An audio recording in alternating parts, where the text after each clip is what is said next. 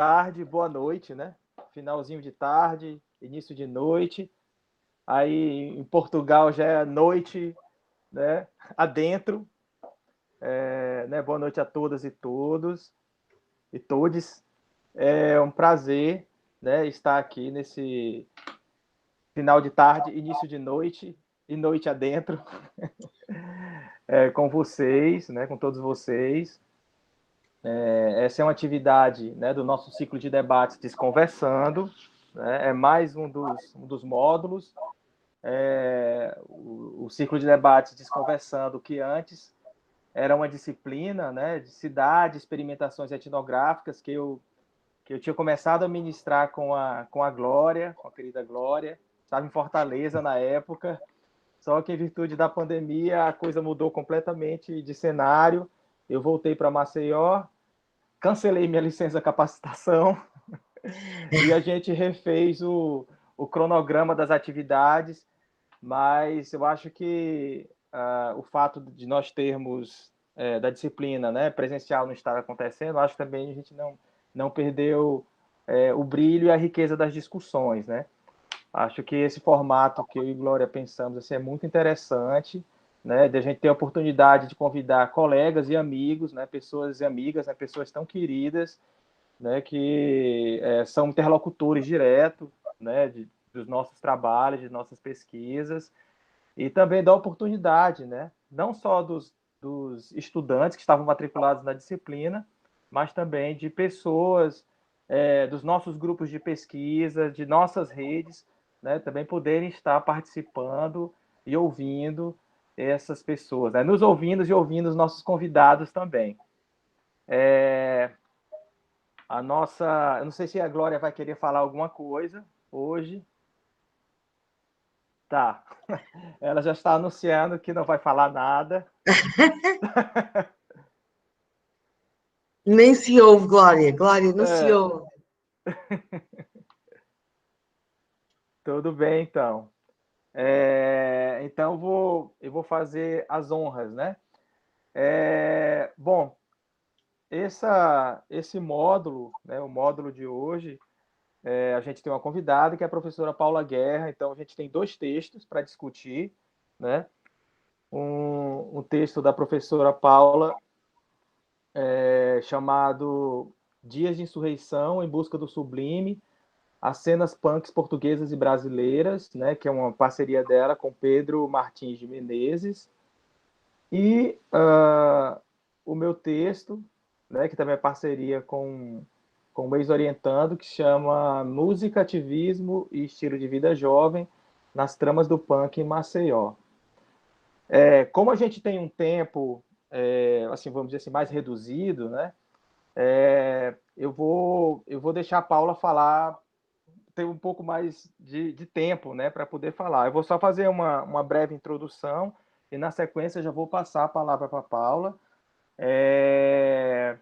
E as questões que forem surgindo, né, depois a gente vai, quando Paula concluir sua fala, a gente inicia um debate e eu também posso colocar algumas questões.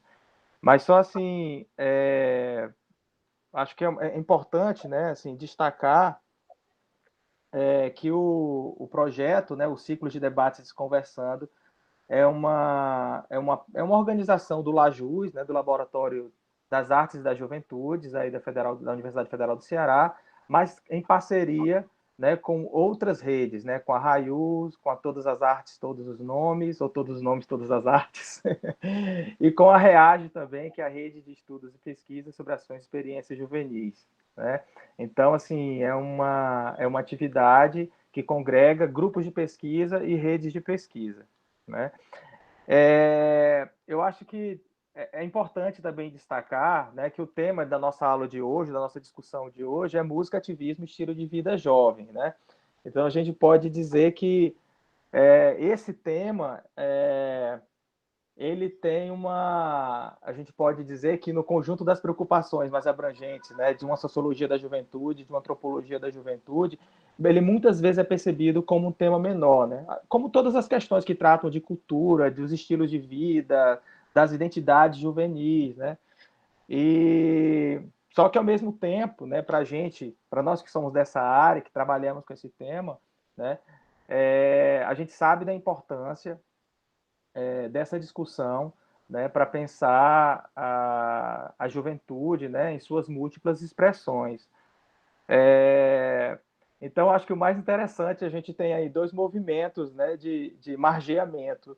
A gente tem a discussão da música, dos estilos de vida jovem, né, pensado, né, vamos dizer assim, como secundarizado no conjunto das preocupações de uma sociologia, né, de uma antropologia da juventude, mas, sendo mais específico, a gente tem as discussões sobre os estilos de vida jovem, né, especialmente sobre o punk, como algo ainda menor, assim, dentro dos trabalhos sobre estilos de vida, né?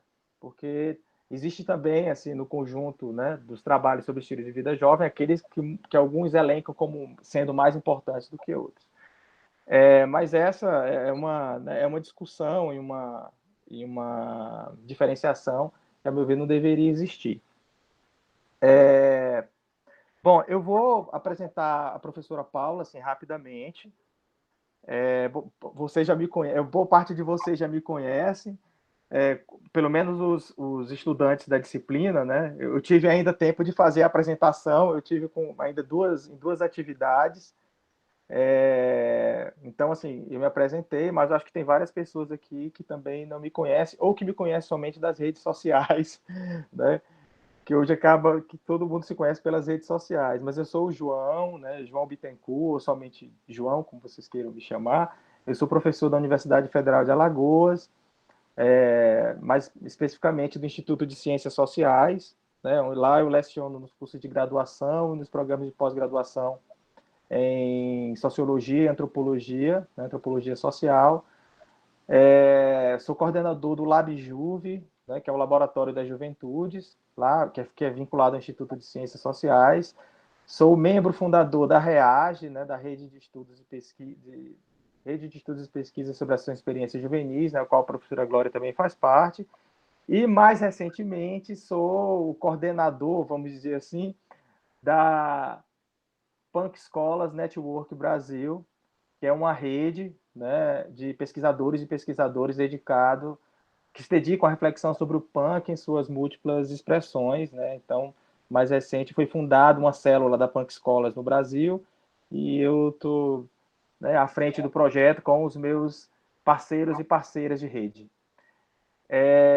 Bom, a professora Paula, né? A professora Paula Guerra, ela é professora do Departamento de Sociologia da Faculdade de Letras da Universidade do Porto, investigadora também do Instituto de Sociologia da Universidade do Porto, investigadora do Griffith Center for Cultural Research da Austrália e coordenadora do KISMIF, e também cofundadora e co-coordenadora da rede Todas as Artes, né? Então, assim, essa é uma síntese, né, da biografia da Paula, que é extensa. Eu estou aqui sintetizando, porque senão vai tomar muito tempo. Bom, então, sem mais delongas, eu vou passar a palavra para a professora Paula, né, para ela fazer as considerações dela. E logo em seguida, né, eu vou também trazendo algumas questões a partir do texto, né, do texto que eu produzi, e a partir também de algumas colocações que vocês forem aí escrevendo no chat. Então, boa noite a todas e todos mais uma vez. Então, boa noite a todas e a todos. Bom, eu vou fazer também uma pequena conversa introdutória. Na verdade, é uma alegria e uma honra muito grande estar aqui com o João e com a Glória, pessoas que eu conheço já há algum tempo. Já estive algumas vezes em Fortaleza, se calhar já me cruzei com alguns de vocês. E pronto, é sempre uma alegria, ainda que seja através desta plataforma, estar convosco. Na verdade, em 2016, eu, a Glória e a Lígia Dabul, que é uma colega nossa de Sociologia do Rio de Janeiro, decidimos fazer uma rede de congregação de sinergias, de vontades, de interesses, de afetos também, em torno da sociologia das artes e da cultura, e isso também agrega à questão da juventude, claro, porque nós entendemos que essa perspectiva alargada das artes e da cultura é obviamente que integra a abordagem da juventude, da cidade e de outras questões que são concomitantes a isso. Portanto, agradeço muito. Quando a Glória me falou nisto, eu fiquei muito contente por poder participar. É sempre um gosto para mim estar convosco e também é sempre um gosto para mim falar nestas coisas. Basicamente, eu vou esmiuçar a questão do texto que vos foi fornecido pelo professor João. Esta questão do texto também tem uma simbologia própria, um significado especial, porque o texto foi feito precisamente com um estudante meu de doutoramento, que é de Fortaleza e que eu conheci a primeira vez, ele foi ter comigo a primeira vez que eu me encontrei, que eu fui a Fortaleza a convite da Glória. E, portanto, eu conheci-o na Universidade Federal do Ceará, no auditório, ele foi lá ter comigo e, a partir daí, eu e o Pedro veio para Portugal, veio para o Porto, e está a fazer o seu doutoramento, tem uma bolsa da Fundação de Ciência e Tecnologia, está a fazer um doutoramento muito importante, porque tem um escopo na questão de Fortaleza, isto é, nomeadamente no Centro Cultural Belchior e toda a dinâmica da música independente que o Centro Cultural Belchior tem vindo a agregar e significa no devir e na diaconia de Fortaleza. Mas basicamente tudo isto para vos dizer que ainda há pouco estava a fazer a resenha do último livro do professor Machado de Paz, que, a par com a Glória, é uma referência na minha carreira, nomeadamente pela abordagem que ele faz da questão da juventude, não é? Isto é, no sentido dessa densidade sociológica que nós podemos e devemos dar a cada objeto, sendo ele supostamente um objeto ilegítimo, como é, por exemplo, o punk, como é o hardcore, como são os fanzines, como são a literatura de cordel, todos esses objetos, eu aprendi com o Machado de Paz, com o professor Machado de Paz, que eles têm a legitimidade e é importante, é fundamental nós darmos legitimidade sociológica e interpretá-los de forma densa, sociologicamente densa. E, portanto, foi desde os anos 90 que conheço o trabalho dele desde que andava no segundo ano da universidade, e que tomei conhecimento com o doutorado dele, e isso foi uma grande fonte de inspiração. E eu há bocado estava a acabar de fazer a resenha do último livro dele, que tem a ver com jovens e criatividade, um livro editado em Espanha, e é engraçado que ele começa com uma entrevista, feita pelo Carlos Feixa a ele, e é engraçado que ele fala-nos numa coisa que o João anteviu e que é uma coisa que eu tenho muito ouvido a Glória falar, que é a questão da obliquidade, isto é, as coisas não seguem os fenómenos sociais, não seguem uma linha reta, não seguem um paralelismo desenhado, esquematizado previamente, elas são sobretudo oblíquas, isto é, a vida social, as relações sociais, as representações sociais são cruzadas, diaspóricas, complexas, tortuosas, sinuosas, fragmentadas, etc, etc. E toda essa questão levou-me à abordagem da questão do punk, tal como o João vos referiu, não é? E o que está nesse texto. No fundo, a ideia não é o punk numa lógica de uma história do punk, não é?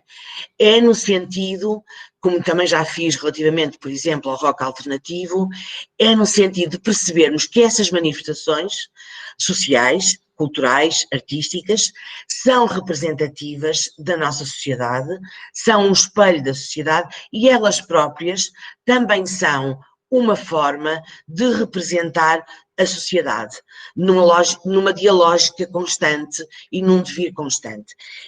Portanto, é um exemplo, entre muitos outros, que poderíamos aqui seguir. Eu trago-vos uma apresentação, posso passar a apresentação, João? Se calhar é mais fácil para não me perder, senão era uma perdição, não é? Porque estas temáticas, eu costumo dizer que, não sei se vocês usam aí a expressão, que isto é como as cerejas, portanto estão sempre a surgir questões e novas questões, etc. E então eu sistematizei as questões num PowerPoint, que vos vou já projetar de seguida. Mas gostava de vos dizer que este texto e esta linha de abordagem centra-se na explicação e compreensão das representações sociais por parte dos atores sociais de cenas punk portuguesas e brasileiras, num arco temporal que se situa entre 1977 e 2016, e baseia-se, e isto é uma questão central, baseia-se no princípio sociológico de que o conhecimento reflexivo dos atores sociais é matéria-prima de base para a reconstrução científica, num vai-bem entre mimesis e poesis, contribuindo inevitavelmente para o avanço da teoria social. E esta focagem é para nós fundamental, e é ela que depois faz com que haja um cruzamento frutífero e profundo e complexo entre a questão da juventude, a questão da cidade, a questão da cultura e a questão das artes. E também faz com que haja um cruzamento, eu já vi algo por aí o Júnior, um cruzamento, por exemplo, entre a focagem de diferentes disciplinas que concorrem elas todas para a abordagem de uma mesma questão, quer seja com a antropologia, quer seja com a história, quer seja com a etnografia, quer seja com a geografia, quer seja com a economia, isto é, há aqui também uma tessitura interdisciplinar e multidisciplinar e pluridisciplinar que importa relevar. Porque quando partimos para a análise destes fenómenos, digamos assim, nós nunca vamos sozinhos, isto é, nós temos sempre colegas que estão dedicados aos cultural studies, outros dedicados à questão da comunicação, outros dedicados à questão da história, outros à questão da psicologia social, etc., outros da antropologia. Portanto, há aqui um entrecruzamento muito forte que vai fortalecer esse olhar. E é particularmente essa a questão que torna tudo isto, de alguma forma, ou por assim dizer, inovador. Não é que estes temas já não tenham sido abordados há muito tempo e por muitos autores e com muita qualidade, extrema qualidade, mas talvez o que torne o seu debate tão pertinente e tão inovador e atual seja precisamente o cruzamento destes olhares, destes focos de abordagem que eu acabei de referir. Bom, então, sem mais delongas, nós partimos, neste caso, tenho dúvidas como é que se projeta, mas eu vou perguntar ao João e ele há de me ajudar. Como é que se faz isso, João? Para projetar, como é que nós fazemos? Assim? Esperem aí. Ecrã inteiro, não é?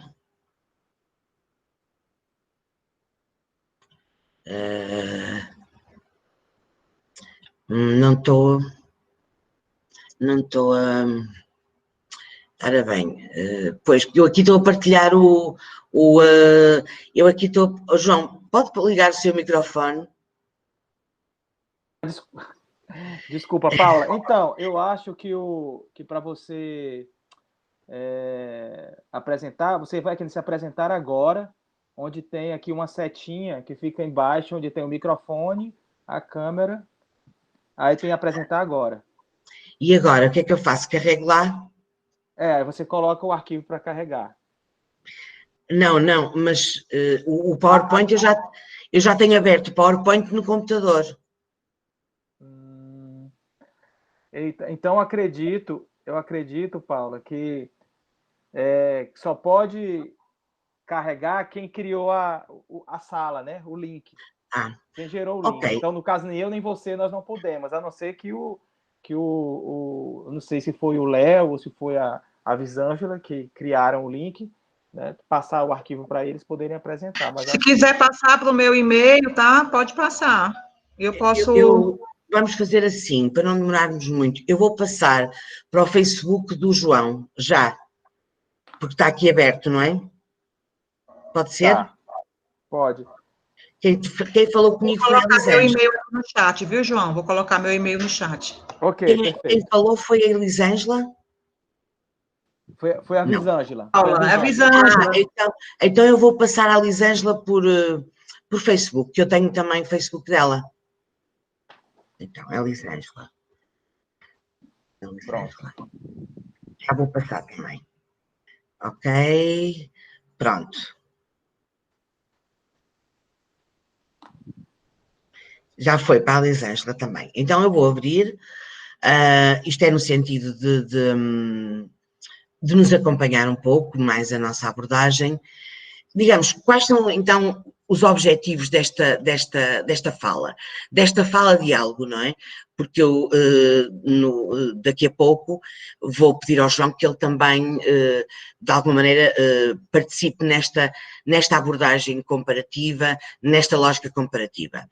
Então, os nossos objetivos foram apresentar, explicar e compreender as representações acerca da autenticidade estética e vivencial por parte de atores das cenas punk portuguesa e brasileira, num arco temporal entre 1977 e 2016. Um segundo objetivo foi problematizar as complexas noções do ethos, entre o ethos, a estética e a prática do it yourself, faz tu mesmo, e o estabelecimento do punk e das suas subcenas em sociedades semiperiféricas, localizadas fora do eixo gravitacional da hegemonia anglo-saxónica. E esta questão é central, porque há pouco esqueci-me de uma coisa fundamental. Tudo isto e todas estas abordagens que nós fazemos, todas estas tentativas de investigação que nós vamos fazendo, têm a ver com uma questão central, que há um vazio muito grande na explicação e compreensão de cenas culturais, artísticas, de tribos, de movimentos juvenis, etc., que sejam situados fora do eixo gravitacional anglo-americano. E, portanto, uma das questões também que se coloca como fundamental na abordagem das questões em Portugal e no Brasil é que estamos perante realidades, como diz Boaventura Sousa Santos, ou semiperiféricas ou mesmo periféricas, que estão situadas no chamado Sul. O Brasil situado no Sul do Norte, e nós situados no Sul do Norte-Norte, como diz Boaventura Sousa Santos. Isto é, acaba por haver aqui também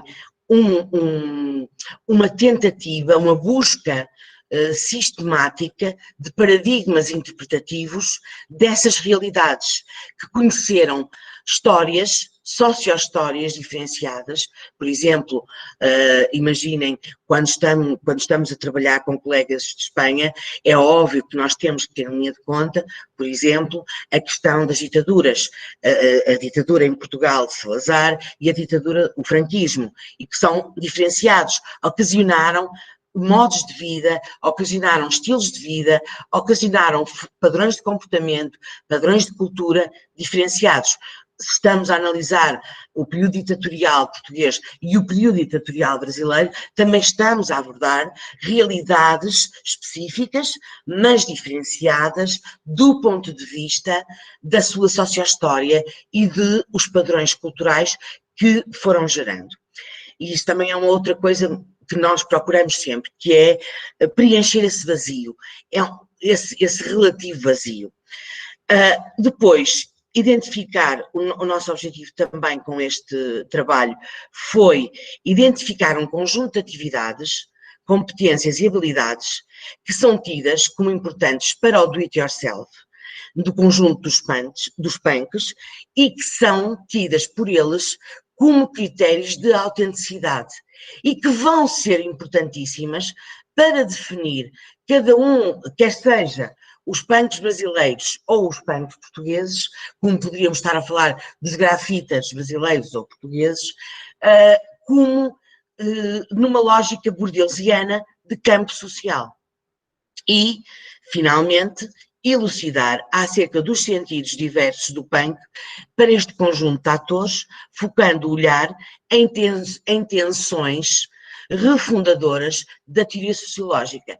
E estas tensões, que ao final da minha apresentação, são importantes para começarmos o nosso debate, porque essas tensões vão, ao mesmo tempo, são tensões, por exemplo, entre o indivíduo e a sociedade, entre o ator e o sistema, são dualismos que marcaram a sociologia e as ciências sociais em geral, até há bem pouco tempo, e que levaram as ciências sociais a uma espécie de um beco sem saída. E, portanto, nós, no final, tentamos equacionar, através deste objeto específico, que são as manifestações punk brasileiras e portuguesas, as tais tensões refundadoras da teoria sociológica. A metodologia, como é que nós fizemos isto? Nós temos levado a cabo, como tenho explicitado, uma investigação de longo curso, que recorre a imensos procedimentos técnicos, quer seja de natureza quantitativa, quer seja de natureza qualitativa. Neste caso em concreto, a nossa metodologia foi a análise de documentários, documentários, digamos, musicais, como instrumento de interpretação das culturas juvenis no pós-Segunda Grande Guerra Mundial, nomeadamente no que tange à reconfiguração de trajetórias juvenis e sua imersão subcultural como decisivas para a aquisição de um subcapital específico, que tem a ver com o hábito bordelsiano, obviamente, competências, habilidades, conhecimento, network, que são competências fundamentais para que os atores vivam no espaço relacional das cenas em que operam. Estes documentários apresentam-se igualmente como um meio para chegar ao conhecimento reflexivo dos atores sociais, usando uma questão que Anthony Giddens fala muito, que é a questão da chamada dupla hermenêutica, que obriga os atores, quando estão numa situação de entrevista e, em particular, numa situação de documentário, filmado, audiovisual, gravado, etc., uma reflexibilidade sobre a reflexibilidade das suas ações sociais, que se constituem como matéria-prima para a reconstrução científica. A análise diz, sim. Só para, porque a Visângela está fazendo a apresentação do PowerPoint, aí ela quer saber se em qual slide você está. Vou no 3, vou no 3. No 3? Sim. Ok. Aí você pode ir falando, ela vai... Pronto. Ok. Então, como estávamos a ver, estou-vos a falar na metodologia. A análise é feita através de uma dicotomia entre aquilo que é replicado e o que é inovado. Pretendemos traçar uma breve análise de similaridades e diferenças, contrapondo Brasil e Portugal, avaliando as suas proximidades e suas distâncias relativamente às cenas punk. E agora, então, vamos começar a apresentar e a desbravar este terreno, que é, exemplo, hoje é só em torno dos documentários. Dos documentários que têm sido feitos, e por acaso, não é por acaso, na última vez que estive em Fortaleza, nós até tivemos, na minha apresentação, uma protagonista de um documentário do punk de Fortaleza, que é a Flor, que precisamente fez um documentário de punk. Não é por acaso que eu diria que nos últimos 5 anos têm surgido imensos documentários, quer seja no Brasil, quer seja em Portugal e noutras partes do mundo, em torno destas cenas juvenis, destas subculturas. Eu não gosto nada de chamar subculturas, que não são subculturas, destas tribos, destas cenas juvenis, e isso não é por acaso. Isso tem a ver com uma outra questão muito importante e curiosa. Tem a ver com a ideia de que, para muitos jovens e para muitas pessoas, este tipo de abordagem, este tipo de manifestações, este tipo de práticas já são objeto de uma memória, de uma herança, de um património cultural, de uma heritage que importa preservar e salvaguardar. E daí que nós, por exemplo, vemos muitas pessoas que em jovens participaram nestes movimentos. Estou a lembrar de uma outra pessoa que entrevistei de Fortaleza, que está a viver na Bélgica, que é o irmão da Beth. Isto é, são pessoas que hoje, na idade adulta, não renegam, digamos, que a participação nestas dinâmicas, nestas cenas culturais e musicais, e essa participação nessas cenas traz-lhes não só uma perspectiva de nostalgia, mas leva-as a refletir em que é que essa participação juvenil se traduz hoje, por exemplo, na sua profissão, nas suas carreiras, nos seus modos de vida. E então é frequente, tenho encontrado imensas pessoas, homens e mulheres, muitos mais homens que mulheres, que já com alguma idade, na casa dos 40 ou mais anos, até aos 70 anos, hoje são capazes de refletir em que é que a sua participação na juventude, nestas cenas, se traduz hoje no presente. Por exemplo, a título exemplificativo, a Flor de Fortaleza hoje tem uma atividade muito ligada à questão da educação social, da participação cidadã, etc.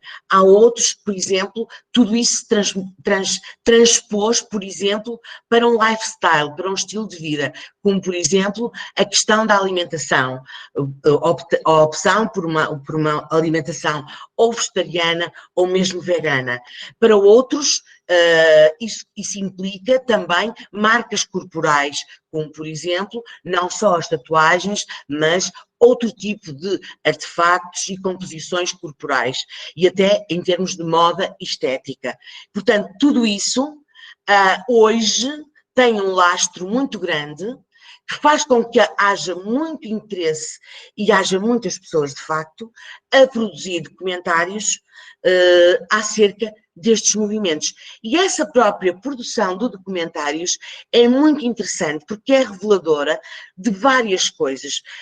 Sistematizando, primeiro, é reveladora de uma espécie de movimento contra o esquecimento, isto é, dada a velocidade da vertigem em que hoje vivemos, como nos diz Manuel Castells, nesta sociedade da informação e do conhecimento em que hoje vivemos, há aqui uma tentativa de parar no tempo, e nesta memória e, por exemplo, um retorno à valorização do objeto, um retorno à valorização do vintage, do tradicional, do tradicional, entre aspas. Há também aqui uma perspectiva de capitalização da participação nestas cenas musicais do ponto de vista das profissões e das carreiras e dos modos de vida que as pessoas hoje têm, em termos até profissionais. E há também, e nós já fizemos trabalhos em que verificamos, por exemplo, uma imensa quantidade destas pessoas que mais tarde enverdaram pelas chamadas profissões criativas, ou que são designers, ilustradores, tatuadores, grafiters, várias coisas aqui, todas misturadas. E também, obviamente, a questão do tal efeito de memória e preservação dessa memória, aquela ideia do museu, que hoje também é uma ideia que está muito na ordem do dia. Pronto, então, mas passando a metodologia, vamos então analisar agora as questões que nós hoje tínhamos como objetivo analisar e discutir aqui. Lisângela, passamos então agora para o 4, para o slide 4. Ora bem, começando pela questão prologamos proxémias e punk. Começando na sua origem, o punk manifestou-se enquanto um movimento de contestação a nível artístico, social, estético e económico em Inglaterra, no final da década de 70, e também nos Estados Unidos. Surgiu como resposta, distinguindo e reconhecido pela agitação, vivacidade e diletantismo musical. Reivindica o do-it-yourself, fazendo surgir deste modo uma nova vivência, um novo estilo de vida, que se constitui como bandeira para um desvio daquilo que é mainstream, principalmente na música e na estética. E esta questão do do-it-yourself não é uma questão dos anos 70, ela é uma questão que já vem desde o início do século XX, mas que vai ser reforçada e vai ser retomada por movimentos artísticos como o Dada, o surrealismo, e vai ser retomada em força no final dos anos 70 com a questão do punk. Passando agora para o quinto slide, atendendo a uma perspectiva zimmeliana, outro autor muito contemporâneo, Jorge Simmel, que nós procuramos muito para interpretar a questão da moda, a questão dos movimentos estéticos e culturais, e que tem belíssimas obras traduzidas em português brasileiro, muito boas traduções. O punk surge nas cidades ocidentais como um cisma, uma ruptura com a estrutura social vigente, ao qual se acrescenta uma banda sonora e uma estética. Constitui-se como um eixo de reconstrução identitária dos jovens, no pós-guerra. O punk, mais do que um movimento, foi um coletivo de indivíduos que se expressaram. Como tal, é igualmente marcado pela primeira vez na história com um movimento algo individualista, ou muito marcado pelo eu e pelo individualismo, o que não deixa de ser importante, dada a altura em que ele surgiu, não é? Passando agora então para o sexto PowerPoint, a partir de 1978, o movimento, isto só para perceberem, há muitos autores que dizem que é por isso que ele é tão vivaz, é por isso que ele é tão impressionante do ponto de vista da investigação, porque ele mal nasceu, morreu, mas nunca morreu, na verdade. Ele foi sempre ressuscitando até hoje. Há um exemplo paradigmático a esse respeito, que já pude observar em loco, que é o caso dos Sex Pistols, não é? Que é a banda criada para fabricar o punk, pelo Malcolm McLaren. Essa banda foi criada, desfez-se em 1979 e tem ressurgido continuamente. Eu cheguei a vê-los aqui em Portugal em 2008. E o vocalista, e todos eles, exceto um que já faleceu, estavam em palco numa mesma postura de confronto, de ironia e de crítica. E assumindo claramente, por exemplo, ele disse claramente, para todas aquelas milhares de pessoas que estavam lá e que tinham pago um bilhete caríssimo para os ir ver, que, novamente, eles estavam a jogar connosco e a enganar-nos deliberadamente. E as pessoas tinham caído nas teias da sociedade de consumo de massas. Portanto, isto é muito as contradições e as fragmentações e os estilhaços que esta cena vai ocasionando. Esta morte é óbvio que acompanha muito o facto de, como outros cenas, como outras cenas musicais, como outras cenas juvenis, ele ter-se integrado no sistema da indústria cultural, como é óbvio. Ele é objeto do consumo massificado. Mas não deixa de ser interessante, porque apesar de ser objeto de um consumo massificado e de entrar na indústria de massas, chega-se ao ponto das grandes cadeias multinacionais de roupa, por exemplo, fazerem t-shirts dos Ramones, como a Zara fez, e perguntar-se ao um jovem de 13 anos quem foram os Ramones, e eles não sabem quem foram os Ramones, mas sabem que gostam daquela t-shirt. E, portanto, aqui a questão autenticidade, não autenticidade, underground, mainstream. A esta morte do dito punk podemos associar a normalização das transgressões à norma, que tornam-se algo expectável, parte do construto capitalista do rebelde que alimenta o consumismo incessante. E há inúmeros exemplos em todo o mundo a este respeito, e também em Portugal. Passando agora para o segundo ponto, que é a questão Bourdieu. Então, o que é que Bourdieu tem a ver com isto tudo? Tem a ver tudo. Porque se nós entendermos o punk ou outra qualquer cena como um espaço relacional, então, isto é, onde há posições sociais demarcadas, onde há posições sociais de dominantes e dominados, então ele é um objeto como outro qualquer e pode ser interpretado à luz da teoria bourdeusiana dos campos sociais, o que é muito fecundo para nós, nomeadamente se cruzarmos essa perspectiva dos campos sociais de Bourdieu, que vocês já devem ter ouvido falar, que os vossos professores devem falar-vos muito nele, e a questão das cenas, por exemplo, das cenas musicais. O objetivo aqui, tentaremos fazer uma análise do discurso e da autoimagem desse movimento no Brasil e em Portugal, através dos documentários, e o objetivo aqui é demonstrar como é que a emergência da cena punk, nestes dois países, segue o receituário de um processo de autonomização de um subcampo bourdeusiano. Ou seja, é tal e qual. É punk como seria música clássica. Ou seja, negar de maneira generalizada posições que reciprocamente se negam, para que no vácuo aberto por essa recusa absoluta surja uma nova posição que se inscreve em si as múltiplas refutações de todas as outras posições que universalmente refutou, fundando o campo nas suas próprias contradições, o que é muito interessante. E é a mais-valia, a análise dos fenómenos desta forma é uma das mais-valias que a sociologia e a antropologia podem dar a este tipo de movimentos, a este tipo de cenas.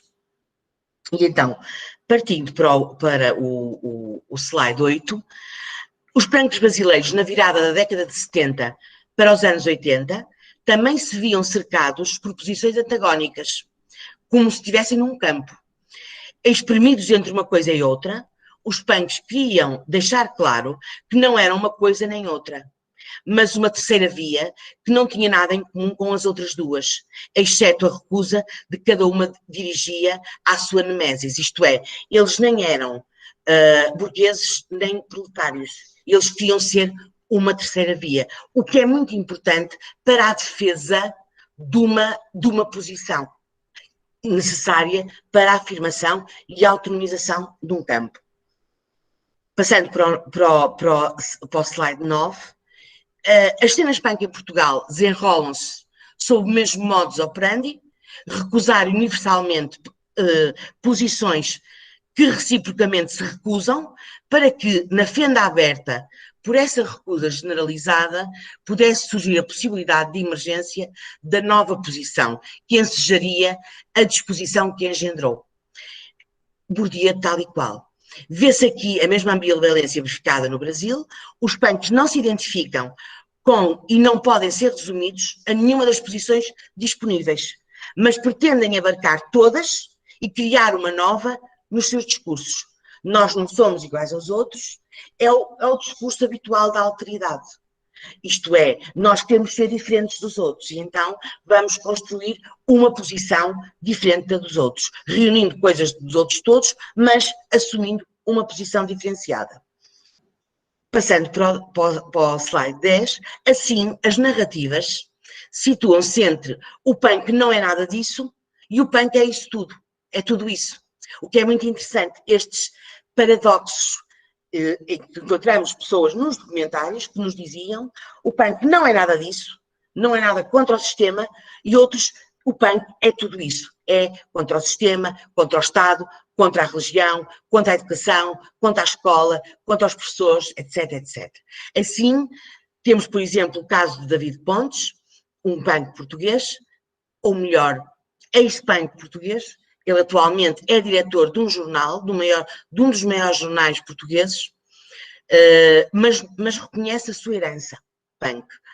Dos direitos todos que tu reclamaste na altura, havia um que nunca havia sido verdadeiramente reclamado, o direito à diferença. Isto era o que ele considerava ser o punk, o direito à diferença, o pugnar pelo direito à diferença. Carlos Moura, outro punk, aqui do Porto, o que aconteceu a partir de certa altura é que começava a ser insuportável ser como os outros, ser igual aos outros. Como dizia o Jean-Paul Sartre, o inferno é o outro. Desculpem, o inferno é o igual. Desculpem, que ia jogar com o Jean-Paul Sartre. O inferno é o igual. E, portanto, mas nós não tínhamos propriamente consciência disso. Não nos reuníamos numa reunião na casa de alguém e escrevemos uma ata, pois agora vamos dar início à nossa atividade. Não era assim. Era algo, digamos que, informalizado, involuntário, mas que era essa reivindicação de não ser igual aos outros, de ser diferente dos outros, dessa manada que iam atrás das modas, do senso comum, das modas, do status quo. Passando para o slide 11, 11º, as principais bipolarizações que geraram o punk foram ideologia e estilo, silopsismo, engajamento, caos, ordem, nacional e estrangeiro, como nós podemos observar através dos documentários. O movimento nasceu contido por estas arestas. Quando o punk surgiu, muitos quiseram saber em qual extremo desses binómios o movimento fincava a sua bandeira. Há relatos que abraçam um dos lados destas díadas e recusam com veemência a outra. Analisa-se como os punks lidam com cada um desses pares de opostos. Vale ressaltar que, não raro, um mesmo membro do movimento profere discursos antagónicos, ora apontando para um extremo, ora para o outro, ora para ambos. Sendo assim, não tentaremos organizar os indivíduos, sempre multifacetados, nessas posições estanques, mas os enunciados por eles proferidos, independente de quem os tenha enunciado. Mais uma vez, temos aqui Bourdieu. Vamos falar então agora no slide 12, na primeiro par, ideologia e estilo. O primeiro antagonismo que rasga o punk é a bipolarização ideologia/estilo. Ou seja, seria o punk um discurso político, uma forma de pensamento ou uma estética, uma moda, seja musical, comportamental ou de vestuário? Como nos diz Vlad no documentário Butinada, em 2006, temos que incomodar como nos incomodavam a sociedade, política, governo, as religiões, etc. Mas não ficamos por aqui. Diz-nos Zorro no documentário Butinada: você é subproduto de uma sociedade violenta, que te oprime, que tira tudo que você podia ter direito. Então você não podia ser uma coisa muito bonita. O punk é um espelho perverso disso. E diz-nos a seguir Tina, no documentário Punks, de 1983, brasileiro: eu acho que sim, com os burgueses andando com cinto, bracelete, cabelo arrepiado. Tanto que a gente já apanhou de montão por conta de andar de bracelete. Até hoje nós apanhamos por causa de bracelete. Ficamos sem bracelete, sem cinto, sem botões. E depois eles andam com o nosso visual. Com eles tudo bem, porque eles são a burguesia. Com nós tudo mal, porque nós somos punks. E cá está a tensão. Já em Portugal, ainda no slide 14, observava-se o mesmo binómio. Enquanto que Luís Brito, atualmente professor do ensino secundário considera a geração punk dos anos 80 mais politizada, ligada ao polo da ideologia, Adolfo Luxúria Caníbal, advogado e líder de uma banda underground muito importante que se chama Mão Morta, a enxerga como marcadamente performativa, ligada ao polo estilo, isto é, para o Luís é político e para o Adolfo é performativo.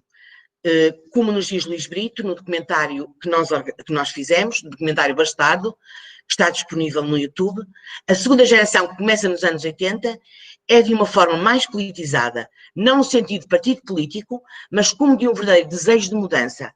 Basta pegarmos as letras, realmente slogans que apelam a uma contestação sistemática do poder.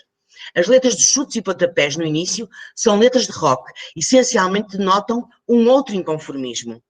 O Adolfo diz-nos, era uma coisa nova, a geração de 80, era uma coisa muito mais performativa, sentia-se que não havia grande perícia musical, isso era perfeitamente irrelevante. Era mais a atitude, o que ficava mais marcado na retina das pessoas, era no fundo a performance de rock and roll, os tiques do rock and roll, a atitude, um termo muito importante na época, é tudo, segundo Adolfo. E como nós dizemos, tudo ou nada. Temos aqui algumas imagens do documentário Bastardos que retratam essa época. Vamos à outra tensão, solipsismos e engajamentos. Binómio solipsismo-engajamento. Para o primeiro polo dessa díade, a ideologia punk configuraria-se como um tédio solipsista e apático, um sentimento de indiferença em relação ao mundo, proporcionado por um retiro existencial dentro do eu. Não se torna punk, nasce-se. Como diz Ariel, eu não consigo virar punk. É uma condição em que jogaram a gente. Como nos diz Ariel no documentário Subversão em Movimento brasileiro em 2016. Inversamente, o outro lado dessa bipolarização propõe um engajamento e um interesse pelas agendas quentes da sociedade. Sendo assim, o punk viria de fora para dentro, uma paisagem social a moldar uma consciência em formação. Não se nasce punk, torna-se. Foi uma identificação geral com uma insatisfação da época, com a música, com o comportamento. Como nos diz António Bivar, falecido recentemente, no documentário Butinada, brasileiro, em 2006. E a corrente engajada, os chamados engajados, divide-se em duas formas de ação. A primeira, mais anarquista, defende o caos e a ausência de qualquer ordem. No começo do punk, não era um movimento para salvar o mundo, diz-nos Clemente. Era a gangue contra tudo, desde o sistema até ao cara do outro bairro, como nos diz o Clemente em 2006. A parada era ser anarquista, não era ser politizado. O que também é já uma contradição. Era odeio política, antipolítica, anti-globo, diz-nos Caniço no documentário Butinada, também de 2016. A segunda, mais comunista, prega a substituição de uma ordem capitalista por outra mais igualitária e organicista. Como nos diz o Zorro, vamos destruir tudo é uma metáfora. Na verdade, queríamos dizer, vamos destruir tudo para depois construirmos com dignidade tudo. Portanto, há aqui aquela lógica da construção. Quanto ao caso português, da mesma forma, ao mesmo tempo que em Pedro Paulo Gonçalves chega ao punk através do mergulho interior, o solipsismo, Nito Gonçalves, de Coimbra, chega para mudar a sociedade. O punk mais antigo de Coimbra reconhece hoje que foi para lá para mudar a sociedade. Entretanto, existe em Portugal uma particularidade que não se vê no Brasil. Se no Brasil o punk refutou a ditadura e se aliou a quem se opunha ao regime, no caso português vê-se uma não identificação com ambos os lados, até porque já tinha passado a ditadura. Nem se sentiam representados pelo Estado Novo, obviamente, mas também não tinham afinidade com as bandeiras do 25 de Abril, porque consideravam tradicionais, passadistas e não eram cosmopolitas e contemporâneas como eles queriam que fosse. Vamos então à outra tensão. Slide 21. Estrangeiro e local. Afora todos esses binómios, outra importante tensão que se acendia ao punk dizia respeito à díade estrangeiro-local. Aqueles interessados em trazer um movimento para o Brasil viam-se diante de uma encruzilhada: implementar discurso estrangeiro em território nacional ou fomentar um movimento tipicamente brasileiro. Retomando o que foi anteriormente colocado, a primeira fase do punk brasileiro caracterizou-se por um período passivo em que os membros do movimento se restringiram a consumir a produção de fora. Entretanto, com o tempo, as assimetrias entre o contexto de origem do punk e o cenário nacional mostraram que essa importação direta era ineficiente. A partir dessa inquietação, os punks brasileiros entraram numa segunda fase caracterizada pela produção ativa do movimento local e continuaram, como nos diz Clemente. No caso português, é perceptível a mesma lógica dicotómica entre a influência estrangeira, quer na difusão do movimento, quer na prescrição das tendências estéticas e musicais que deviam ser seguidas. Quanto ao cerne do punk, a ideologia, creio que é nesse ponto que se manifesta o caráter local, dadas as especificidades territoriais e os contextos socioeconómicos pelos quais os dois países atravessaram, que ultrapassam a unidade nacional nesse sentido. Observa-se uma interação entre aquele que é o espírito de contestação-repulsão do movimento com a lógica estrutural da sociedade /grupo em que se dissemina. E, para concluirmos, tudo isto envolto nestas tensões muito bordesianas, que eu vos tentei basicamente mostrar como é que estes discursos, esta reflexibilidade construía um subcampo de posicionamentos à la Bourdieu, cruzado com o paradigma das cenas. Podemos dizer, como fazemos no slide 23, que um final, que é um princípio. O punk age diretamente como um campo bordeusiano, em busca da autonomização, nega universalmente posições, portanto, Bourdieu deve estar a dar voltas na tumba, que reciprocamente se negam, fazendo com que, não está, porque Bourdieu, ao contrário do que nós pensamos, analisou quase todos os objetos sociais, fazendo com que, no espaço aberto por essa recusa generalizada, surja a fenda onde nascerá a nova posição capaz de gerar a disposição que a gerou. E então, o discurso punk em ambos os países é hiperpolítico, por duas razões cumulativas. Uma é que põe muito diretamente em causa o consenso normativo e a estrutura de poder da sociedade envolvente, e tem especial predileção pelo questionamento inconveniente, sem limites nem condições, de alguns valores tidos por mais intocáveis, como as instituições militares ou religiosas, ou os símbolos nacionais. Mas, ao mesmo tempo, é um discurso subpolítico ou pré-político, fica aquém da política. Se nos ativéssemos às canções, como nós fizemos no caso de 300 canções portuguesas, de punk, diríamos que fica aquém, porque raras vezes a denúncia crítica ou a paródia, que é outro modo de pôr em crise possivelmente ainda mais radical, se desenvolvem como propositura, como representação e argumentação de alternativas, ordens outras, diferentes seres e fazeres alternativas. E, portanto, é, mais uma vez, baralhar as cartas e começar a fazer de início o jogo. E é isso que a nossa interpretação nos últimos tempos tem provado porque é que é tão difícil também agarrar o dito punk, não é? Que se vai transmutando em cenas um pouco por todo o mundo, diversificadas, heterogéneas, fragmentadas, misturadas, híbridas, muitas delas, mas que esta espécie de sobrevivência constante, esta espécie de autorreconstrução constante e sistemática vai nos tornando e lançando novos desafios para a teoria social. E, portanto, agora coloco do vosso lado questões para discutirmos, porque isto é interessante, é se nós tivermos aqui eu gostava, interlocutor para discutir estas questões, e espero não vos ter maçado muito. Obrigado, Paula. Foi excelente. Fiquei com muitas pulgas atrás da orelha, como nós falamos aqui no Brasil. Não sei se vocês têm essa expressão também em Portugal. Bom, como não apareceu assim nenhuma questão... Tem essa expressão em Portugal. Tem também? Pulga atrás da orelha. Pronto.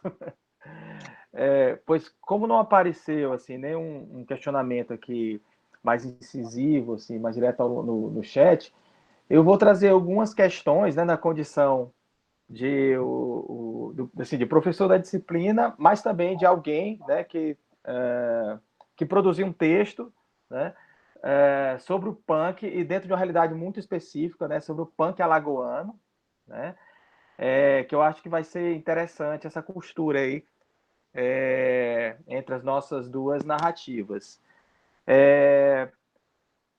Assim, a, atualmente, né, bem atualmente mesmo, assim, eu estou desenvolvendo uma pesquisa sobre punks no Nordeste, né? Assim, está bem no começo, mas a ideia é poder fazer uma espécie de cartografia, né, uma sociogênese do punk, a partir de uma imersão nos diferentes estados. Então, eu vou da Bahia, pretendo ir, né, da Bahia ao Maranhão, né, passando pelo menos por todas as capitais.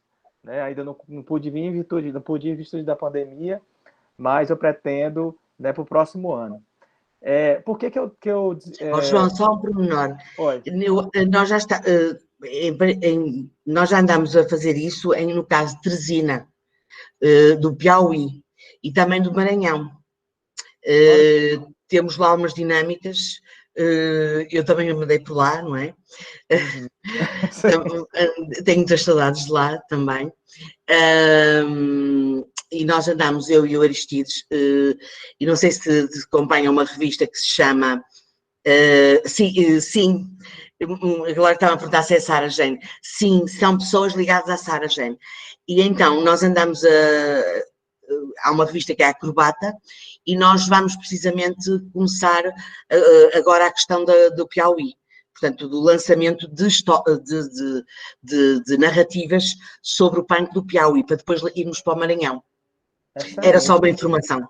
Não, excelente. Quero saber mais dessa pesquisa futuramente. Me Claro interessa esse material. Claro que sim, eu vou contactá-lo brevemente. Não tenho tido a oportunidade, mas... Perfeito. Aí, Paula, assim, a minha inquietação, que não é também de hoje, ela assim, teve origem a uma narrativa que é muito comum aqui no Brasil, que eu chamo de mito originário do punk. O que é o mito originário do punk aqui no Brasil? É a narrativa de que o punk surgiu em São Paulo, basicamente São Paulo e Brasília. Né? Então a gente tem alguns trabalhos sobre São Paulo, Brasília e Rio de Janeiro, mas eu diria que ali o núcleo duro do punk, ou do núcleo duro dessa narrativa, vem de São Paulo. Né? E ao mesmo tempo, né, então é uma coisa que é muito de reprodução, assim, sem muita contestação, sem muita confrontação. Então a gente teria uma cena do punk brasileira, né, que seria extremamente influenciada por uma cena, vamos dizer assim, mais europeia do que americana, né? Mesmo que haja essa divergência de onde o punk surgiu, se foi com o MC5, né? Ou com o Iggy Pop, e se foi com o The Clash, e Buzzcocks, entre outros, pensando na Inglaterra, mas acho que o punk brasileiro é muito influenciado pelas bandas europeias, né? Só que pensando a nível de Nordeste, né? Primeiro que o Nordeste e o Norte, basicamente, eles são inexistentes nessa narrativa, nessa historiografia do punk, né? O que a gente tem são mas só uma coisa, João, isso é incrivelmente interessante, essa coisa do mito fundador, é muito interessante até para provarmos a questão do Bourdieu, porque qualquer posição precisa de contraditar outra e fazer-nos acreditar na supremacia da outra para se impor. Então, é o domínio do dominado. Sim. É o chamado domínio do dominado. E não é por acaso, por causa de terem mais recursos, etc., etc., que esse mito é feito em São Paulo. Tem tudo a ver, não é? Tem tudo a ver com essa lógica dos campos que acabamos de traçar. E, portanto, isso é muito interessante, esse mito vai mais dar razão a esta questão do Bourdieu. Com certeza, Paulo, com certeza. Até então, assim, eu não considero nem problemática, sabe, essa ideia de dizer que o punk de São Paulo tem uma influência crucial nas outras cenas punks no Brasil. Eu acho um dado interessante, até porque veio de lá que saíram várias bandas, né? Ratos de Porão, Cólera, Fogo Cruzado, Psicose, Restos de Nada, Inocentes e por aí vai. Né? Então, de fato, eles tiveram uma grande influência. A questão é que muitas vezes não há uma narrativa mais acurada sobre as especificidades locais, né? Então, assim, pouco se fala sobre o punk do norte, pouco se fala sobre o punk do nordeste, né? Quando a gente sabe que existem contribuições extremamente interessantes, né? Então, assim, algo que eu tenho percebido, que, por exemplo, eu construo nesse artigo, mas eu tenho construído também, pensado, levado para outras reflexões, né? Que há também uma percepção sobre o Nordeste e o Norte também, pouco urbanizado, né? Ou pouco moderno. Então, a ideia de que é impossível a gente ter estilos de vida jovens, né? Vamos dizer assim, com características de cidade grande, em regiões com características rurais. Então, há uma noção assim, desenvolvimentista que é muito impregnada, e é uma pena assim, que está impregnada tanto entre os adeptos do estilo de vida, né? Eu diria que já foi bem mais, né? Hoje menos, mas ainda continua. E, sobre alguns aspectos, até os nossos colegas, pesquisadores e pesquisadoras, acabam também reforçando essa narrativa, né? A gente tem, por exemplo, pesquisas sobre punks no sertão, sabe? No sertão do Nordeste. Hoje mesmo, um colega da rede defendeu uma dissertação sobre punks no sertão alagoano, né? Em Delmiro Gouveia, né? Então, assim, é muito interessante, né, a gente perceber essas especificidades e de como que vai tendo uma mudança também, né? Tem no seu livro, lá As Palavras do Punk, né? Tem uma passagem assim que me intrigou bastante, Paulo, que você vai falar sobre as origens do punk lá em Portugal, né? Que tem uma relação, né? Eu até citei essa referência, né, num dos meus artigos, que você fala que a origem do punk em Portugal tem muita relação com o que você diz, chama de jovens bem posicionados na hierarquia social, né, e bem integrados nas esferas artísticas, o que é completamente, assim, é o contrário do que a gente vê no Brasil, por exemplo, né, que é um movimento de periferia, né? O punk do Brasil... Né? Eu acho é que, neste caso, João, temos que jogar com a dimensão, não é? Na verdade, segundo a investigação que nós fizemos, em que entrevistamos 240 punks, eles situam-se nas esferas, nomeadamente os mais antigos, nas esferas mais elevadas da sociedade, porque burguesia profissional, etc, etc. Mas isto tem a ver com um país muito macrocéfalo, que é o caso português, um país com 9 milhões de habitantes, macrocéfalo, em que antes só existia uma cabeça que era Lisboa, agora existe também o Porto, mas pronto, não é? É um país litoral, macrocéfalo, muito, muito, onde a lógica da reprodução social e quem podia, há 50 anos atrás, ter roupa, ter um instrumento musical, ir à Inglaterra, trazer discos e não sei o quê, eram pessoas bem situadas na estrutura social. É óbvio, quando nós passamos para uma realidade como o Brasil, por exemplo, estou-me a lembrar da cidade de Teresina, que é uma cidade, eu nunca tinha visto uma cidade assim na vida. Eu, quando cheguei lá, fiquei muito tempo a olhar para ela, porque eu era assim, isto é uma cidade, é uma megalópole, mas ao mesmo tempo é uma ruralidade. Então eu estava muito, eu estive ali bastante tempo a interpretar aquilo, porque era algo que eu não estava habituada a ver, não é? Milhões de habitantes e simultaneamente, não é? E, portanto, eu acho que no vosso caso também há vinculações às classes altas e médias, mesmo em Fortaleza, não é? Mesmo as pessoas que eu entrevistei, nota-se, não é? Essa diferenciação, não é? E aos da periferia, claro, não é? De onde vem a flor, de onde vem o Zezé Podre, como é que é? Dedé Podre. O Dedé Podre, esses vêm da periferia. Mas depois havia outros que não eram da periferia, não é? Portanto, a coisa também está lá. Só que como há uma realidade sociohistórica diferenciada, é óbvio que é diferente, não é? Assim como também é verdadeiro dizer-se que o David Lang já provou isso, é incorreto dizer-se que os indivíduos que participaram em Inglaterra no punk eram todas as classes baixas. Não é verdade. Havia também muita mistura, não é? O pai do vocalista dos Clash era diplomata. Portanto, isto não era tudo linear. O Johnny Lydon também não era propriamente um desgraçado, um pobre. Pronto, isto é, temos que olhar sempre às especificidades, às estruturas e à sociohistória de cada país, não é?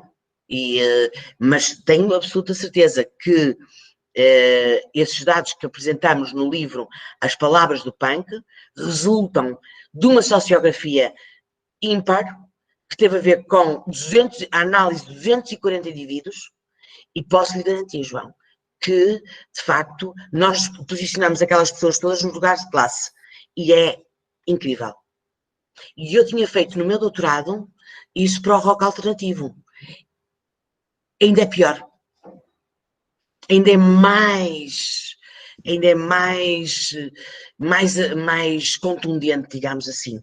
Tem a ver muito com a lógica, o desenvolvimento do país, a história do país, a forma, não é? Como o país evoluiu, não é? Esta semiperiferia em que nós estamos, etc. Portanto, tem tudo a ver com isso. Claro, claro. E assim, e a questão que eu pontuei, Paula, era muito mais assim para ver essa de como é interessante, né, de a gente pensar duas realidades, né, duas origens do punk, né? Uma que está muito mais ligada a esse campo artístico e uma outra que está ligada muito mais a uma recorte de classe. Mas algo que eu tenho ainda indo mais além, que eu acho que é uma questão que a gente precisa também destacar, é de como se em muitas pesquisas também vão se elegendo determinados narradores. E se conta a história do punk a partir de determinados narradores, né? Então, por exemplo, mesmo em São Paulo, mesmo entre os periféricos de São Paulo, eu estou chamando de periféricos de São Paulo pessoas como Ariel, pessoas como Clemente, né? Como Redson, né? Entre outros, né? O Redson já falecido, do cólera. Mas assim, é muito interessante de como foram essas pessoas que ajudaram a construir uma narrativa sobre a origem do punk nacional, né? Atualmente, eu acabei de concluir uma leitura de um livro de uma figura, né, do Valo Velho, né, que é uma região próxima ao Capão Redondo, né, da periferia de São Paulo, e ele é um punk que ele se chama Valo Velho, né? E é uma figura icônica do punk, assim, paulistano, mas ao mesmo tempo, até então, eu nunca tinha ouvido falar dele. Então, ele construiu um livro de memórias a partir da percepção dele, né, a partir do lugar dele também, onde ele relata um certo tensionamento entre o que ele chama do punk enquanto cena musical e do punk que é vinculado ao movimento anarcopunk, né? Que sabe que tem o punk no Brasil, ele tem o MAP, né, movimento anarcopunk, ele teve teve um lugar central, né? Ocupou um lugar central, né? Então, assim, é muito curioso também, né? Por exemplo, ver no texto esse texto do artigo, né? Que você apresentou, uma fala do Clemente que ele diz assim, as pessoas estavam muito preocupadas em fazer política, estavam muito preocupados em politizar o punk, a gente achava que o punk era música, né? E o Valo Velho, por contrário, né? E não só o Valo Velho, assim, eu falo também pensando a partir de vivências, porque eu também tenho banda, né? E também, assim, não vou me considerar, né, um periférico estricto sensu, né? Mas eu transitei muito nesses espaços, né? Então, isso lá no meados dos anos 90, eu ia muito a gigs em Fortaleza, né? Aí em Fortaleza, boa parte dos colegas estão, e estive muito próximo de alguns coletivos anarcopunks, como o Alarma e o Ruptura, que são bem conhecidos, né? Então, eles fazem, né, esses pequenos eventos onde tem palestras, onde tem música também, mas a música é o menos importante, né? Então, há um tensionamento entre os próprios punks, né, do Brasil, que pensa que a música não deve se sobrepor à narrativa. A música não deve se sobrepor ao discurso político, né?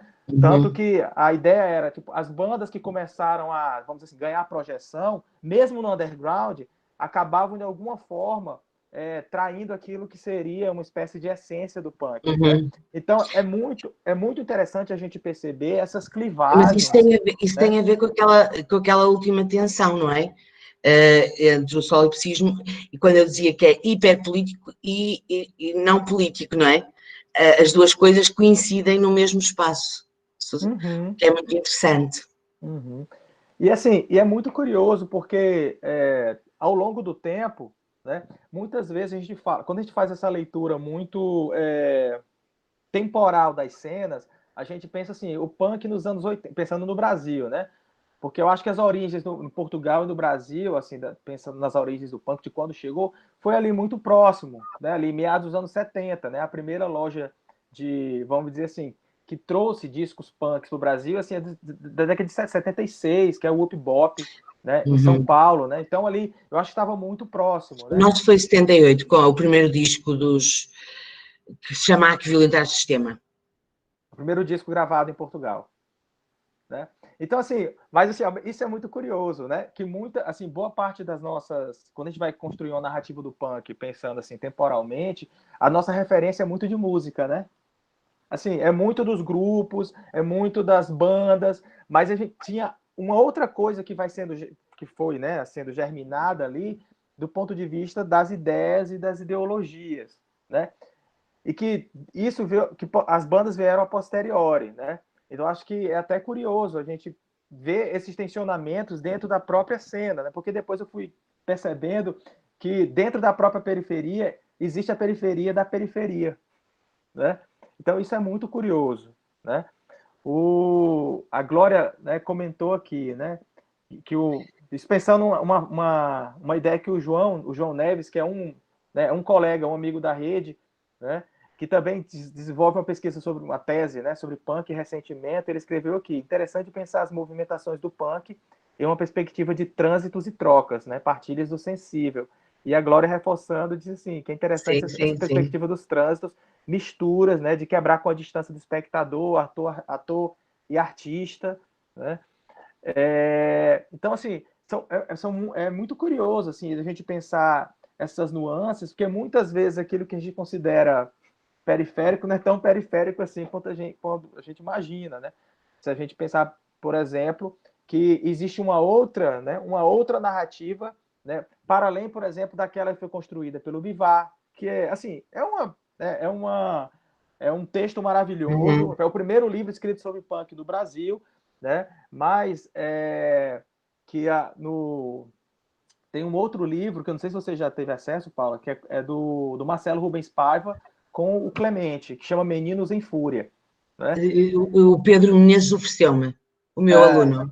Sim, sim. Esse livro é muito interessante porque ele vai falar justamente desses tensionamentos que existiam entre o que eles chamavam dos punks periféricos, que teve uma origem muito ligada a gangues, né? Era uma marcação de território muito intensa. Então, assim, era os punks da Carolina, Terror Punk, Punk Kid, né? Eram vários gangues, né? Grupos mesmo, muito inspirado naquele filme Warriors, né? Os Selvagens da Noite, né? Que eles saíam à noite com as suas jaquetas, né? Com as suas calças rasgadas, com suas roupas, né? Com os seus alfinetes, e quando eles encontravam punks, né? Que vinham de uma outra quebrada, de um outro pedaço, aí era treta na certa, né? Mas é interessante a gente perceber como havia também um certo tensionamento entre o que chamava dos punks, vamos dizer assim, mais de rua mesmo, e os punks intelectualizados. Eles eram muito resistentes. O Bivar era muito dessa ala, né? O Bivar é um jornalista, o Bivar é um escritor, é um teatrólogo, né? Então ele é alguém que eles transitava muito bem, né? Nesse universo. Sim. E muitos punks... Isso também se nota cá. Por exemplo, a primeira banda punk, não tem discos gravados, chama-se Faíscas, e o líder dessa banda é o Pedro Aires Magalhães, que é o líder dos Madre Deus. daquele grupo que vocês conhecem todos, não é? Portanto, para vocês verem, pronto, e em torno dos faíscas havia toda uma intelectualidade ligada às artes, à fotografia, ao cinema, às artes plásticas, à moda, à noite lisboeta, que não tinha nada a ver com os punks do Escrito Total, de Sintra, etc, etc. Que era narcopunks, continua narcopunks, ou o Escrito Total continua a existir, sempre na lógica de violentar o sistema, como eles próprios têm uma canção, não é? Que se chama, não é? E portanto, mas é isso. Eu acho que essas tensões, que era o nosso objetivo neste artigo, era precisamente mostrar esses tensionamentos, mesmo através dos documentários, que podem ser, digamos que linguagem oficial, ou narrativa oficial, pronto. O nosso não é, porque o nosso tentou, por década, abordar o máximo de pessoas possível. Nós tentamos não ser... fizemos um documentário completamente amador, mas que tivemos a representatividade, não é? Presente, mas o nosso tem uma natureza científica, digamos assim, não é? Mas os outros são de outra índole, não é? E, portanto, é óbvio que mesmo havendo essa narrativa dominante, que é muito importante, os tensionamentos estão lá. E depois, na realidade, estão ainda muito mais as tensões e fraturas muito grandes, não é? Por exemplo, se nós analisarmos as profissões, as trajetórias profissionais que estas pessoas tiveram, como nós já fizemos, é abissal as diferenças, não é? Mesmo em termos de escolaridade, etc, etc. Portanto, há trajetórias completamente diferenciadas. Com certeza, com certeza. Eu acho que a gente precisa, eu acho que é um movimento que eu tenho, assim, encampado, assim, né? E eu tenho também estimulado, incentivado as pessoas a fazerem o mesmo, assim. Não se trata de nós renegarmos as produções, né, dos nossos colegas do Sul-Sudeste, ou mesmo das produções, né, europeias, né? Assim, eu acho muito interessante sempre quando, né, ali o subcultural readers, né, post-subcultural readers, assim, e a maneira como se pensam, né, os estilos de vida jovem a partir de referências que são da Europa, dos Estados Unidos, com as questões da Europa, dos Estados Unidos. E muitas vezes, né, a gente acaba se apropriando de alguns conceitos, de algumas ideias, e tentando fazer análises muito forçadas sobre as nossas realidades, que são múltiplas, né, que são diversas. E olha, assim, diversas não só pensando nessa relação Latinoamérica-Europa, mas diversas no sentido de pensar dentro do próprio Brasil, que é uma coisa gigante, né? O Nordeste... Claro. Né? O Nordeste é algo gigante, né? E com suas questões, né? Por exemplo, o discurso que é muito presente, né? Que os punks no Nordeste eles eram muito críticos, né? O que eles chamam de coronelismo, que é uma certa dominação tradicional, né? Produzida por um pequeno número de famílias. Né? Eu sei. Né? Famílias com certos sobrenomes assim pomposos. Então, que é uma preocupação que é do Nordeste, que era dos punks do Nordeste, e que, né, São Paulo, assim, não era uma questão que chegava para eles. Né? E é muito interessante a gente perceber também de como esse contato, né, e que eles tinham, né, dos jovens de São Paulo com, sei lá, os finlandeses, né? Trocavam correspondência, trocavam cartas com as pessoas da Finlândia, né? E isso é muito curioso, assim, muitas vezes havia uma conexão muito maior com a Europa do que mesmo dentro do Brasil, né? Então, isso pensando num contexto, né, que não era um contexto ainda de globalização, que não era um contexto ainda, né, de trocas intensas via e-mail, via redes sociais, então era tudo que se dava a partir de cartas, né? Então, e isso ainda, né, acho que torna muito mais ainda esses estilos de vida jovem bastante peculiares. O João Neves está perguntando aqui para você, Paula. Você já viu a pergunta, né? Então... Já. E essa questão do aging nós estamos agora a desenvolver uma investigação sobre isso, a questão de preservar essas... Eu não diria que é preservar a juventude, mas é essas representações, essas formas de estar. Isto é uma coisa que nós temos vindo a observar de forma muito intensa, a vários níveis, não só através do corpo, mas, por exemplo, até tenho um projeto agora onde está o Vítor Sérgio Ferreira, que também já vos esteve a dar uma conferência, em que ele está a tratar a questão do corpo, e tem outro colega a tratar a questão do património, da memória, etc. Mas também, por exemplo, das profissões e da educação ao longo da vida, por exemplo, que é uma coisa muito importante, na qual nós estamos muito interessados, por exemplo, em perceber até que ponto a participação nessas cenas vai trazer ensinamentos em termos de pedagogia crítica que são importantes para o envolvimento destas pessoas depois em outras atividades, por exemplo, em ações cívicas, em ações de desenvolvimento local, etc, etc. E nós andamos nessa senda, que eu acho muito, muito relevante. E até outra coisa também que tem vindo à luz do dia, já agora a propósito do João, é a questão das famílias. Famílias, motherhood e fatherhood, e andamos também a estudar essas questões de como é que se vive, como é que se vive a maternidade, a paternidade, a família, os modos, é o lifestyle, não é? Do David Cheney, portanto nós andamos nessa senda, neste momento. É bem interessante. São outras nuances, né? São outras nuances que devem ser destacadas. Nós temos feito um trabalho que é a questão das culturas do it yourself, perceber como é que isto transpôs-se para culturas do it yourself, e mapeamos isso, e agora estamos a perceber também como é que isto se traduz no lifestyle, não é? E, portanto, isto que agora está a dizer da pedagogia crítica, nós temos já um texto, eu e um colega que se chama Tiago, sobre a questão da pedagogia crítica, baseada na participação no punk e no hardcore, e como é que isto pode ter frutos. Por exemplo, nós até já propusemos, por exemplo, realizar um fanzine com dados da história de Portugal, por exemplo, e sendo que os miúdos reagiriam melhor, os miúdos jovens, à questão do fanzine do que se fosse um livro de história tradicional, etc, etc. Nós pensamos um bocadinho nesse tipo de materiais alternativos também, não é?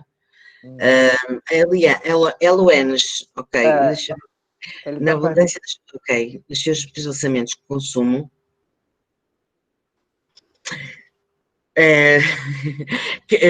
capitalismo tardio. Isso tem tudo a ver com o que eu costumo chamar capitalismo tardio, não é? São dinâmicas. O capitalismo tardio é aquele capitalismo que o Giddens e outros autores, o Beck e muitos autores na cena do Giddens dizem que é aquele capitalismo que está moribundo, mas não morre, e que se vai transmutando. Eu dou sempre um exemplo a este respeito muito importante, que eu acho que é exemplar, paradigmático. Por exemplo, imaginem a Zara que está aqui próximo de mim, que está sediada na Galiza, aqui no norte de Portugal, não é? Em Espanha, na Galiza. A Zara é um grupo galego, é um monopólio, é um portentado, não é? Do pronto a vestir, da roupa. E a Zara é o exemplo máximo do capitalismo tardio. Porquê? Porque a questão já não é a produção em série como o Taylor e o Ford, o modelo T do Ford, tudo igual, produção em série, mas é muita produção, preços baratos e diferente, para dar resposta às diferenciações do capitalismo. E por isso há muitos autores que acreditam, até o Manuel Cassel se defende isso, que é por isso que o capitalismo não morre, porque ele se vai transmutando, vai oferecer, ele, por exemplo, hoje, para o Will Enes, ele, por exemplo, hoje defende, o capitalismo defende, por exemplo, a venda do alternativo. Não há nada que venda melhor hoje do que chamar a uma coisa alternativo. Então, isso vende como nós costumamos a dizer aqui, como sardinhas. Pronto, não sei se vocês aí chamam assim, pronto, vendo bem, porque hoje pôr o rótulo vintage, alternativo, diferente, é sinónimo de vender pela certa. Qualquer hoje brechó que queira se ingrar, etc. Bem, agora com a pandemia não está fácil, não é? Mas antes, essa comercialização do alternativo é algo que está aí para ficar, não é? E, portanto, a Zara faz isso com mestria total. Há, aliás, teses de doutoramentos, economia, etc., sobre a Zara, porque a gente pensa assim, bem, vamos à Zara, compramos barato, aqui é barato, eu sei que aí é mais caro, mas aqui barato, barato e pronto. E pode-se pôr fora daqui a um mês porque é barato e pronto, não sei o quê. Rompe-se e tal, pronto. Não se vai pensar muito, por exemplo, na questão da exploração da mão de obra barata, da mão de obra infantil, do Vietnã, não se pensa. Não é? Que essa é andar na crista da moda, pronto, tudo bem. Então eu posso ter, não um casaco, mas posso ter 10, pronto. Porque eles custam 15 euros ou 10 nos saldos e pronto, tudo bem. E isso é o máximo cúmulo do capitalismo tardio. Porque é a venda da diferença.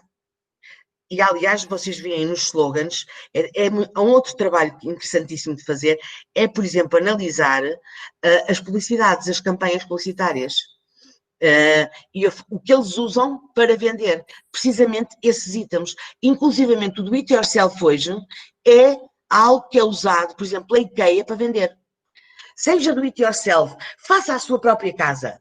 Então, pumba, a IKEA a vender, em massa, não é? A IKEA veio para Portugal, isto é só um exemplo também, veio para Portugal, instalou-se em Passos de Ferreira, aqui no norte de Portugal, e destruiu todas as mercearias tradicionais. Porquê? Porque nós todos adoramos comprar na IKEA. Sabem porquê? Porque nós compramos uma mesa por 5 euros. E daqui a um ano a mesa está meio estragada. Ai, vamos mudar, que já não gostamos assim, já não queremos vermelho, queremos dizer, pronto, tudo bem. Compramos. É esse o capitalismo avançado, Eluenes, que eu falava. E é a máxima das ironias. E os Sex Pistols foram os primeiros a usar isso e a mostrar isso. E continuam a fazer isso incessantemente. Aliás, e a Viviane Eastwood continua a fazer isso. O filho deles, do Malcolm McLaren e da Viviane Eastwood, ano passado queimou o património todo do pai, do Malcolm McLaren, avaliado em milhões de libras, e isso foi um grande ato de propaganda e de marketing. Nunca a mãe dele, por exemplo, vendeu tanta roupa como no ano passado, quando ele destruiu o espólio do pai. Portanto, reparem como isto tudo é, de facto, muito complexo e tem a ver com essa lógica de capitalismo tardio em que nós vivemos.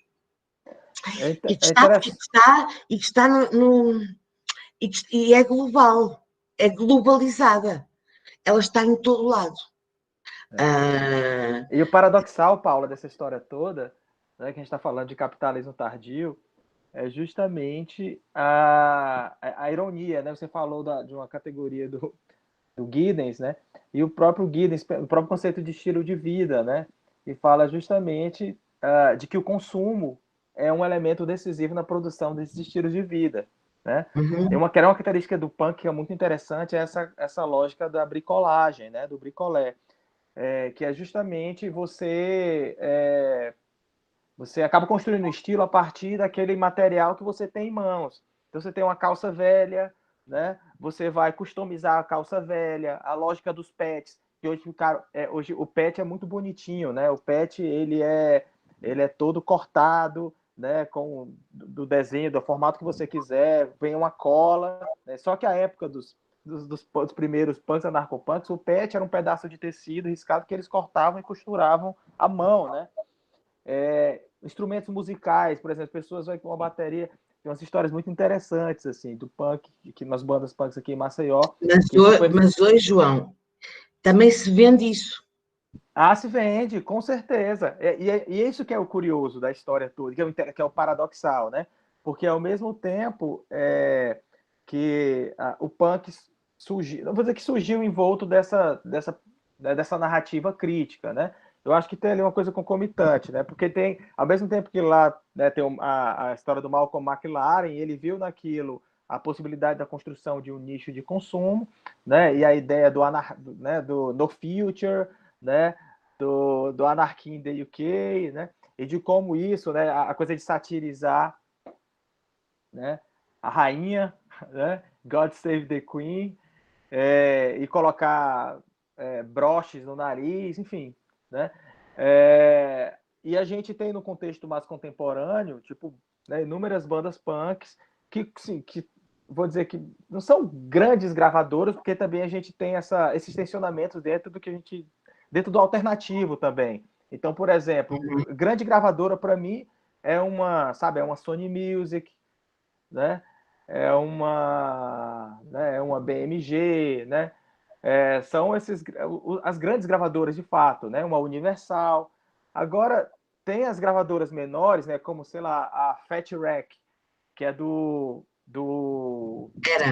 NoFX, do carinha do NoFX, esqueci o nome dele agora. O Fat Mike, né? Então ele é um empresário do ramo do hardcore e do punk, que ele lança bandas ali da Califórnia, né, dos amigos, mas que são bandas, né, ou um Epitaph, né, que é do guitarrista do Bad Religion, né? E olha que interessante isso. A gente tem assim empresários do ramo do punk, do hardcore, que eles não são necessariamente grandes gravadoras, mas se a gente pensar na perspectiva de nicho, são grandes também, porque eles vendem milhares de cópias, né? A marca Bad Religion vende pra caramba, né? A marca do FX, a marca Offspring, a marca o que seja, vende pra caramba, né? E que aí já é uma outra questão, porque o punk vai passando por essa mutação também, né? Então, aquele punk lá dos anos 70, de moicano, de jaqueta, né? Apesar dele persistir, mas ele já sofreu uma mutação, já é uma outra coisa, né?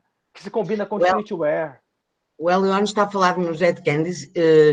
O Gelo Biafra é um exemplo máximo, porque ele, para além de ter já está andado pelas lides da política, não é?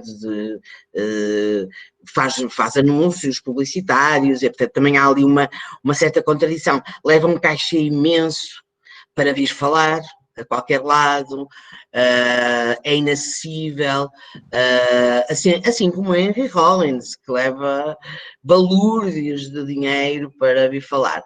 Portanto, Eliones, isto hoje está tudo baralhado, não é? Baralhado, eu ia falar num caso, o João estava a falar e eu lembrei-me, não sei se a Glória também quer dizer alguma coisa a este respeito. Eu fiquei muito surpresa, eu acho que para mim foi um momento histórico, quando aquela obra do Bansky que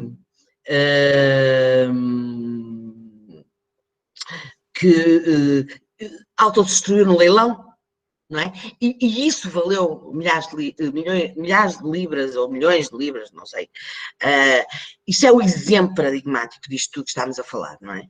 Portanto, que é como é que se vai dar dinheiro, comprar uma coisa que ele destruiu à distância, mas que na mesma tem valor, não é? E, portanto, isso leva-nos a pensar muito em todos os mecanismos de valorização, da autenticidade e da própria arte, como é que funciona a arte contemporânea. A arte no sentido da popular culture, inclusive. Como é que isto tudo hoje funciona? E, portanto, eu acho que o exemplo do Bansky, até a própria forma da máscara, o anonimato, não anonimato, há aqueles DJs que atuam de máscara, para não se, como os Daft Punk, etc.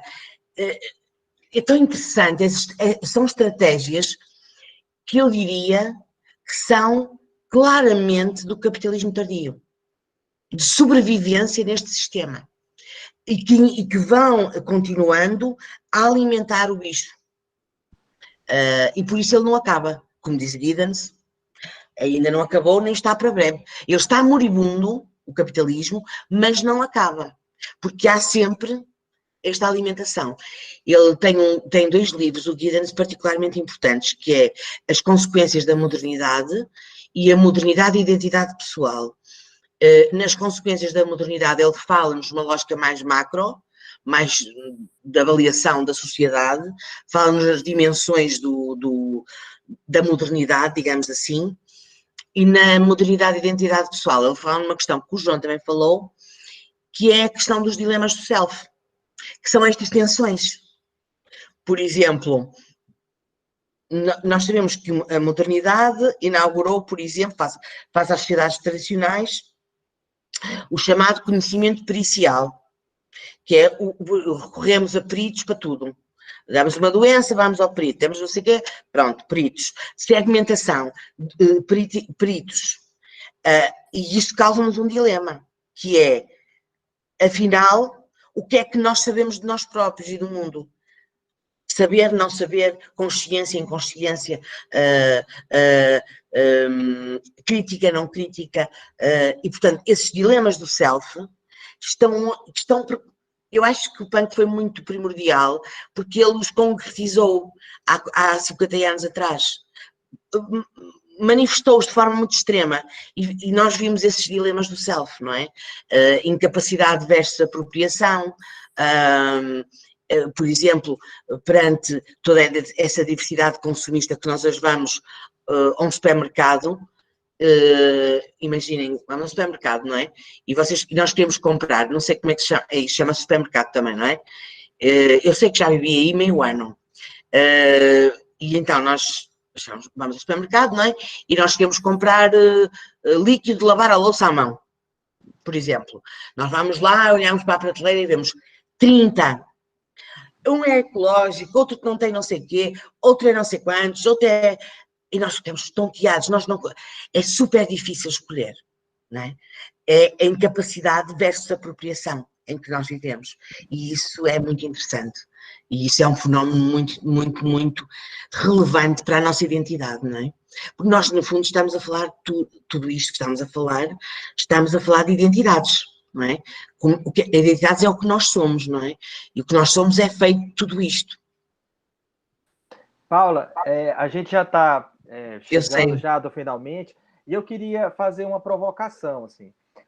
Semana passada, eu organizei uma live com um antigo interlocutor e um colega, um parceiro também, sobre Stray Edge, né? A gente fez um balanço dos 20 anos do Stray Edge no Brasil, e no final eu fiz uma pergunta para ele sobre o arrefecimento do Stray Edge aqui, né? Porque sobre o arrefecimento, a queda, né? É como se o Stray Edge ele tivesse um período até 2009, ele tivesse uma cena bastante efervescente, e depois de 2009 a coisa deu uma caída.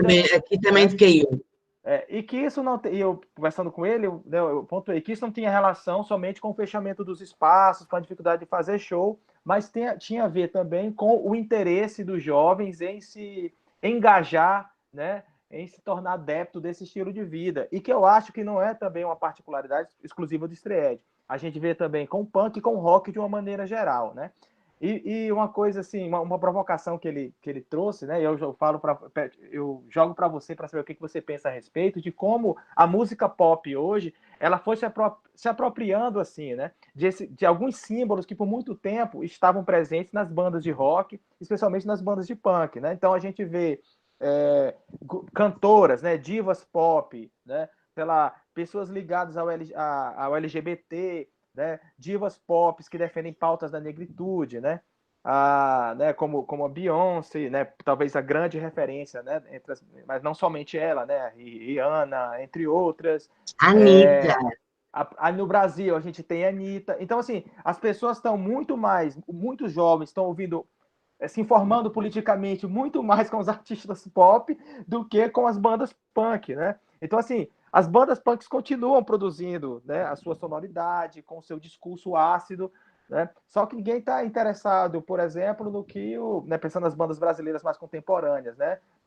Do que o Inimigo está falando, do que o Flick está falando, sabe? Eles vão sabe? Eles querem saber o que a Anitta falou, o último vídeo da Anitta, sabe? As referências ali, né, dos signos que ela apresenta no videoclipe, de como isso acaba confrontando os discursos dominantes. Então, uma pergunta que eu faço para você, né? Como é que você analisa o punk, né, nesse contexto mais contemporâneo, enquanto esse vetor, né, privilegiado, né, de produção artística, né, de produção artística e política, né? Se você também percebe que há de fato um certo deslocamento, né, dessa narrativa política que agora está sendo muito mais conectada ao universo da música pop, ou se você acha que não, que o punk continua tendo a sua vitalidade, assim como as bandas de rock. Como é que você avalia isso? Não, foi evoluindo, foi evoluindo. Eu acho que foi evoluindo e é precisamente aquilo que eu dizia há pouco, não é? Ele vai estando em segmentos específicos, em lifestyles, em alguns grupos. Por exemplo, eu entrevistei algumas pessoas que elas hoje estão ligadas a lojas de comida macrobiótica.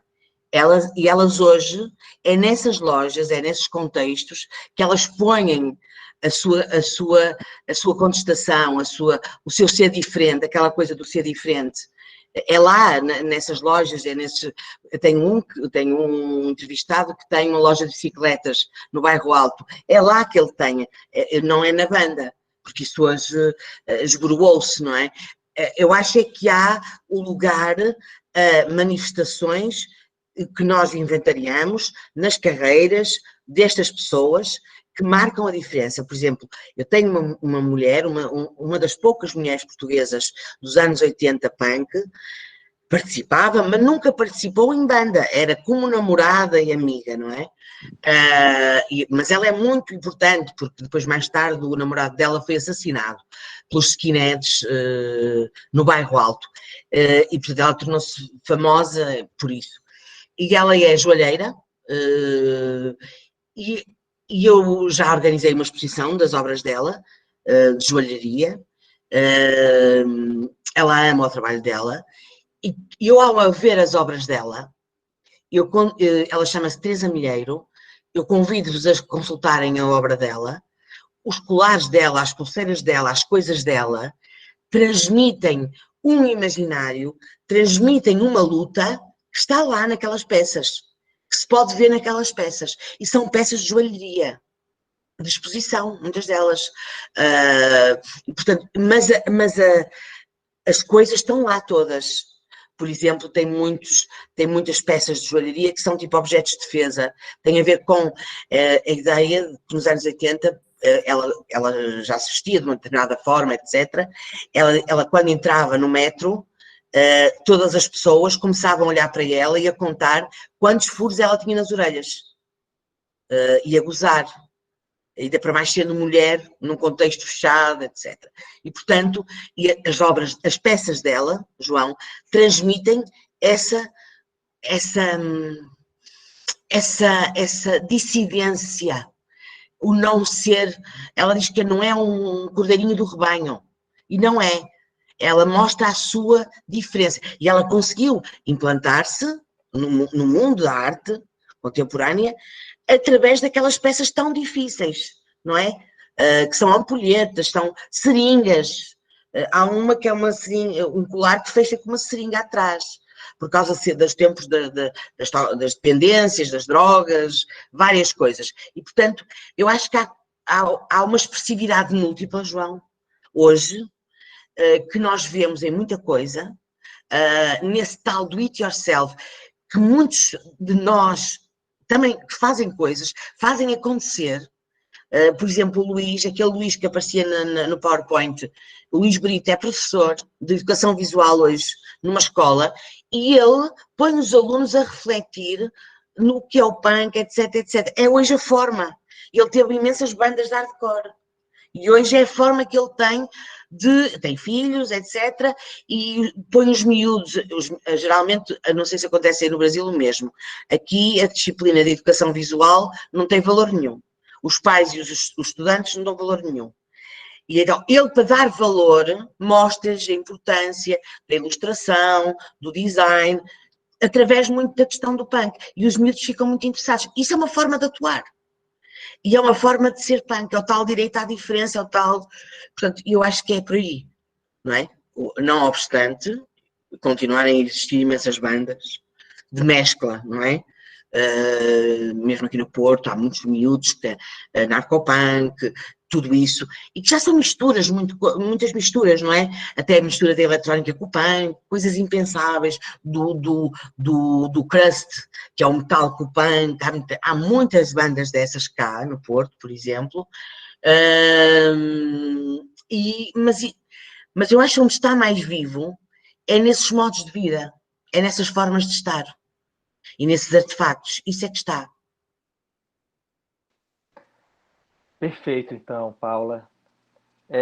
Bom, agora já chegando, né, aqui nos despedindo já, eu gostaria de agradecer mais uma vez assim, a Paula, né, pela generosidade, pela disponibilidade de estar aqui, né, já que em Portugal ela deve estar super cansada aí, eu acho que ela vai desligar e vai dormir. Não, E que, assim, ainda muito vou fazer obrigado umas mesmo. coisinhas. Ainda vai fazer Ainda vou umas fazer umas coisinhas. coisinhas. Tá certo. E, assim, agradecer a Paula, né? Agradecer a Glória, né? Eu acho que por estar mobilizando isso também. Agradecer a Visângela e o Léo pelo suporte que nos deram hoje. Agradecer a todos e todas, né? Estudantes e não estudantes, né? Estudantes, assim, E a da Elisângela disciplina. está aí algures, não é? A Sim, sim. Elisângela está aí algures, não está? Tá, a Visângela. Tá, a Visângela. A Elisângela. E o Edson também está, eu já O ouvi. Edson está aqui com o microfone fechado, né? Tem outras pessoas que não estão na disciplina, mas são pessoas das nossas redes, dos nossos grupos, O e que João estiveram Neves, conosco. gostei O João muito. Neves, O nossa, Eloenes Silva. Eloenes já virou figurinha carimbada dos nossos desconversandos, né? O Moisés, que é meu orientando, que está aí também. Bom, tem uma galera, muita gente E bacana, Paulo. né? E é isso. Assim, muito feliz. Acho muito bom estar tendo a oportunidade de conversar com a Paula, que é uma estudiosa, que é alguém, né, que é uma parceira também de pesquisas sobre o punk e sobre as culturas juvenis de uma maneira geral.